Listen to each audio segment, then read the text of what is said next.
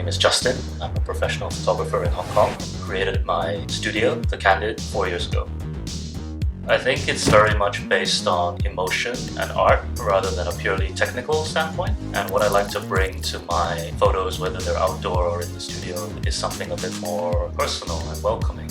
I always look for something that makes you look more than once, especially when you look at, say, a street photo. I think I like compositions that draw your eye to maybe not more than just one place. And I like also the relationship between a subject and a background in terms of how the colors can play off each other.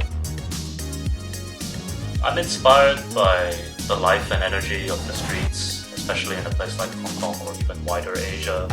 I love architecture and interior design, but specifically I probably look more at minimalism as opposed to other types of architecture. And of course, when you look at, say, the photos that I've done for social media, the human spirit.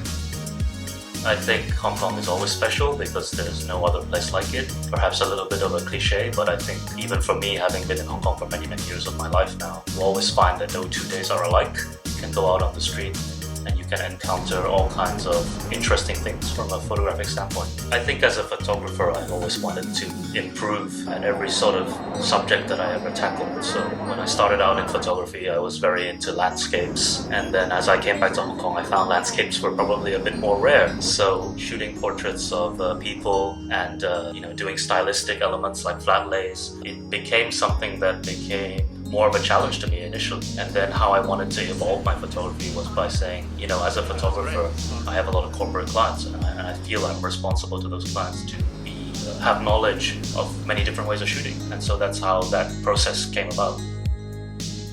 Non-polluted today. When you're in a city like Hong Kong with a lot of energy and vitality, I feel like everyone wants to develop a signature look, something to really stamp their style and brand, something iconic. When you look at a city like Hong Kong, there are many, many iconic ways of portraying things. And so I think it always helps to have a signature style to really draw people into your portfolio.